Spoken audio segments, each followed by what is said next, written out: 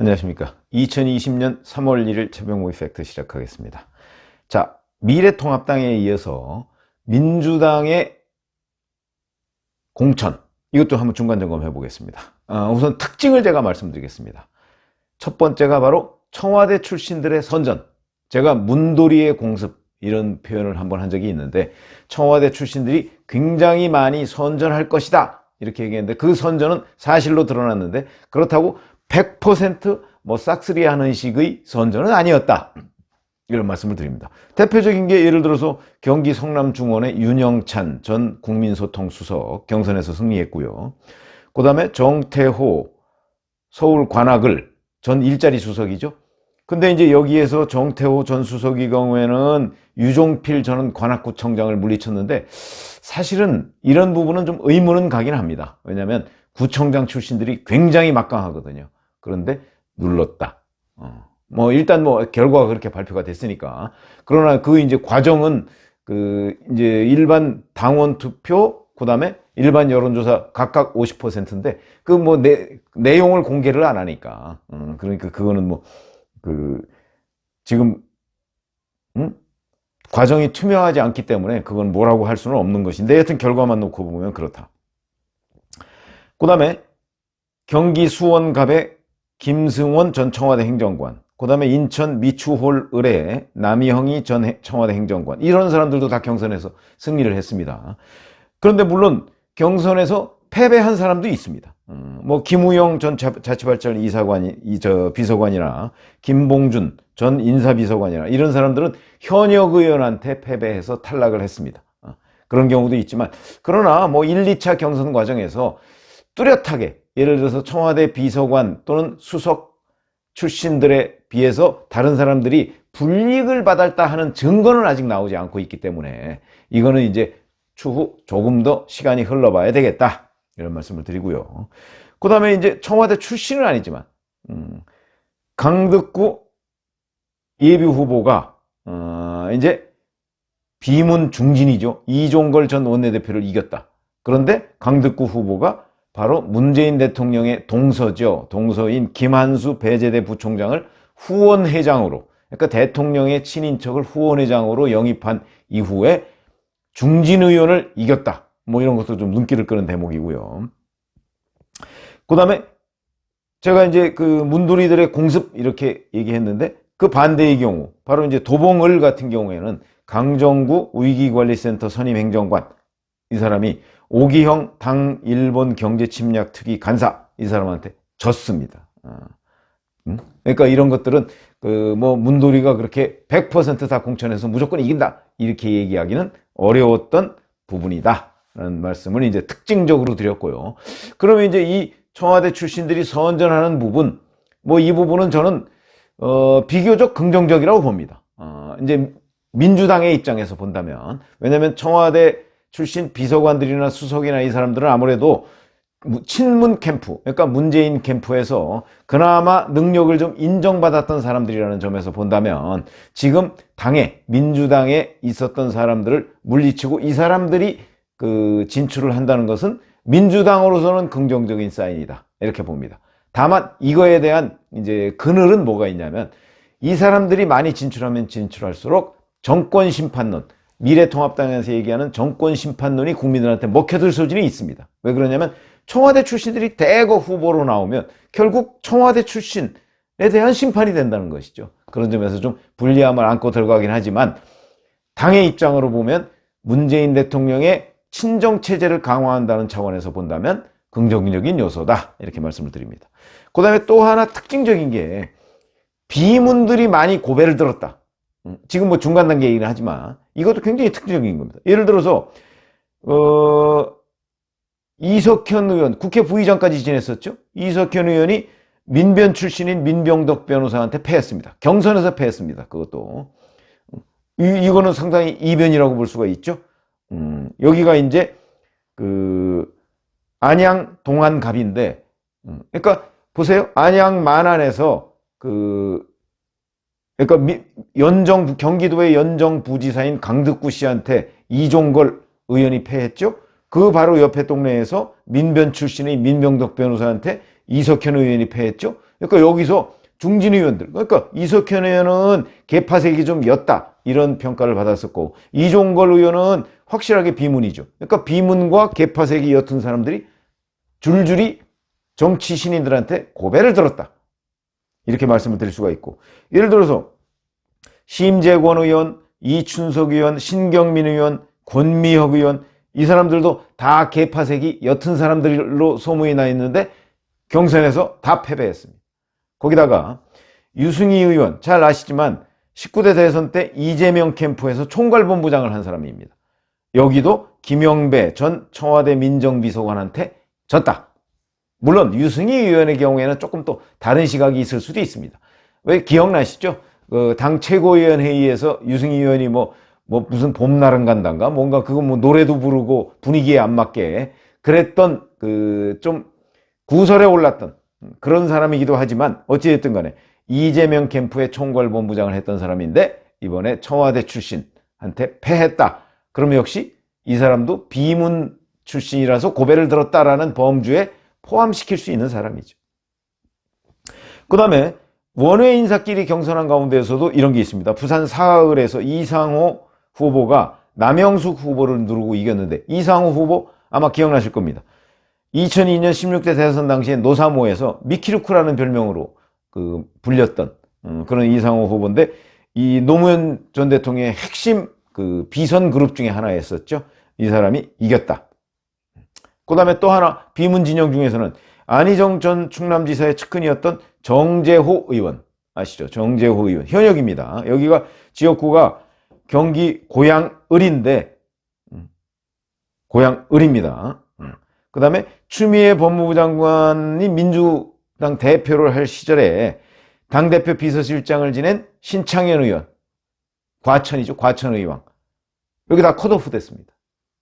그 다음에 중도 성향이라고 볼 수 있는 오재세 의원, 사선이죠. 충북 청주 서원인데 여기도 공천에서 배제됐습니다. 여기는 이제 아마도 노영민 대통령 비서실장이 미는 사람이 있었던 모양입니다. 본인이 그렇게 주장을 합니다. 그래서 그 사람한테 아마 밀렸던 것이 아닌가, 이런 생각이 들고요. 그러니까 이런 사람들의 특징은 다 친문 인사가 아니다, 이런 게 특징입니다. 친문 인사 아닌 사람들이 경선에서건 컷오프에서건 고배를 들었다 하는 관점에서 본다면, 이게 이제 제가 첫 번째 말씀드렸던 문돌이들, 그러니까 청와대 출신들의 선전, 여기하고도 이렇게 맞물리는 얘기인데, 그런 점에서 본다면 눈에 띄는 민주당 공천의 특징이다. 이것은 이제 두고두고 아마 친문 일색으로 민주당 의원들을 바꾸려고 하는 것 아니냐, 이런 비판에 직면하게 됩니다. 그러나 정치라는 것은 원래 대통령의 정당으로, 사실 미래통합당의 전신인 한나라당이나 새누리당은 안 그랬습니까? 2008년에 친박 학살 공천 있었고요. 2012년에 그에 대한 반작용이었죠. 친이 학살 공천이 있었습니다. 거기다가 2016년 잘 아시다시피 유승민 의원, 그러니까 친박이 아니라 비박이다, 이래가지고 그 유승민 의원을 찍어내기 위한 공천 논란이 정말 극에 달했었죠. 이런 일들이 있었습니다. 이거는 저는 이 부분을 가지고 문제다 이렇게 얘기를 하지 않고, 다만 그런 것들이 결국은 그 당의 총선 경쟁력을 약화시키는 것이다. 중립적인 의미에서 평가를 하자면 그렇게 말씀을 드릴 수가 있겠습니다. 자, 그러면 이제 앞으로 만약에 친문 인사와 맞붙는 지역들이 좀 주목이 되죠. 그 대표적인 경우가 마포갑에 있는 노웅래 의원. 여기도 개파색이 옅은 사람입니다. 근데 여기도 20대 총선 때, 그러니까 2016년에 문재인 당시 민주당 대표가 여성 인재 1호로 영입한 김빈 후보하고 경선을 하게 되어 있습니다.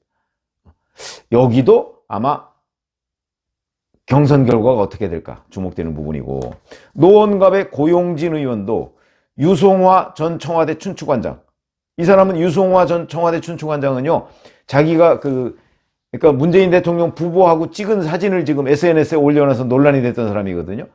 왜냐하면 제2부속실장을 했었습니다. 제2부속실장이라는 게 뭐냐면 김정숙 여사 부속실장입니다. 김정숙 여사의 비서실장하고 똑같은 격이죠. 그러니까 여기도 아마 우리가 지금 이런 흐름에서 본다면 현역 의원인 고용진 의원이 경선에서 지는 것 아니냐. 아마 이렇게 전망이 되는 그런 곳입니다. 자, 그 다음에 민주당 그 공천의 또 하나의 특징을 들자면 현역 물갈이가 상대적으로 저조하다. 이런 얘기죠. 물론 저는 뭐 물갈이가 능사가 아니다. 이런 제가 말씀을 드린 적이 있습니다. 꼭 물갈이를 많이 한 쪽이 총선에서 승리하는 건 아니다. 물갈이하는 폭과 별개로 사실은 다른 요소들이 총선 승리를 좌우한 경우가 저는 더 많다고 보는데, 어찌됐든 간에 지금 이제 현장에 있는 기자들이 현역 물갈이 폭과 질에 대해서 굉장히 관심을 많이 기울이고 있는데, 그런 점에서 본다면 미래통합당에 비해서 현역 물갈이는 상대적으로 저조하다. 지금 공천 배제를 한 사람들이, 아까 제가 비문 컷오프 한 사람들이 있고, 거기에 경남 김해시을 김정호 의원 공천 배제됐죠. 그 다음에 경기의원 과천, 아까 말씀드린 그 추미애 법무부 장관이 당대표 시절에 비서실장을 했던 신창현 의원 컷오프 됐고, 정재호 의원 컷오프 됐고, 오재세 의원 컷오프 됐죠. 이렇게 됐고, 그 다음에 이렇게 되다 보니까 이제 이해찬 대표가 뭐 불출마 선언하고 뭐 이런 것들 해서 현역 의원 물갈이 규모가 3월 1일 현재 기준으로 보면 33명 정도입니다. 그러면 물론 처음부터 민주당은 현역 의원 물갈이 목표를 그렇게 크게 잡지 않고 있었습니다. 한 20% 수준으로 잡고 있었는데, 그것은 넘었지만 미래통합당 물갈이 기준과 따지면, 물갈이 폭과 따지면 훨씬 저조하다. 이런 게 이제 아주 특징적인 현상 중에 하나다. 이렇게 말씀을 드릴 수가 있습니다. 그 다음에 이 논란을 벌인 지역구, 여기는 민주당 그 공천의 특징은 대개 경선으로 돌파구를 마련했다. 예를 들어서 서울 강서갑의 금태섭 의원, 이게 추가 공모를 하는데 거기에 김남국 변호사가 이제 친문 강성 지지자들의 그 지지를 얻고서 도전을 했다가 지금 김남국 변호사는 다른 곳으로 뺀다, 뭐 금천으로 보낸다, 뭐 이런 얘기도 있는데, 어쨌든 간에 이 지역에서는 강선호 전 부대변인과 경선을 붙였다. 이게 굉장히 김남국 변호사 때문에 논란이 있었는데, 김남국 변호사를 다른 데로 빼면서 강선호 전 부대변인하고 경선을 붙였으면 제가 보건대 이거는 뭐 금태섭 의원이 아마 충분히 이길 수 있지 않을까, 이런 생각이 듭니다. 현역 의원이고. 그 다음에 이제 황운하 전 울산지방경찰청장, 이게 청와대 선거 개입 의혹 사건과 관련해서 핵심 피의자죠. 지금은 피고인이 됐습니다만은, 이 사람도 뭐 다른 사람들과 경선을 붙여서 아마 경선으로 좀 세탁을 하려고 하는 것이 아닌가, 이런 생각이 듭니다. 그 다음에 유승희 의원 물의를 빚었는데 여기는 뭐 아까 말씀드렸듯이 배제됐고요. 그 다음에 영등포 의리 경우가 보세요. 이제 신경민 의원이 현역 의원이고 김민석 전 의원이 도전을 했고, 그런데 이해찬 대표까지 포함한 이게 전부 다 서울대 사회학과 선후배사입니다. 그래서 이제 그 문제가 됐었는데, 여기는 김민석 전 의원이 경선에서 이겼습니다. 그러니까 아마 신경민 의원은 이번이 이제 그 더 이상 초선인데 초선으로 끝나는 상황이 됐다. 근데 이게 이제 논란 지역구를 경선으로 돌파구한 민주당 그 공천관리위원회의 전략, 저는 이거는 상당히 성공적이었다, 이렇게 봅니다. 왜냐하면 논란 지역구를 여기에서 만약에 그 전략공천이나 또는 단수공천이나 뭐 컷오프나 이런 식으로 이걸 돌파하려고 하면요, 이 사람이 결국은 탈당을 해서 무소속으로 출마를 하거나 해서 당의 전체적인 전력이 약화될 가능성이 매우 높습니다. 그런데 그것을 경선으로 돌파한 것은 민주당으로서는 꽤 아이디어다. 물론 제가 말씀드렸지만 경선의 여론조사라는 것은 뭐 민주당이든 미래통합당이든 그 신뢰하기가 어렵긴 하지만, 어찌됐든 간에 그 경선에 임하는 순간 거기에서 패배했다고 해서 그 탈당을 해서 무소속 출마 같은 건 불가능하게 현행 선거법이 그렇게 돼 있습니다. 그러니까 일단 경선의 틀로 이 사람들을 불러온 것, 그래서 족쇄를 채운 것, 이거는 민주당으로서는 잘한 것이라고 볼 수가 있는 것이죠.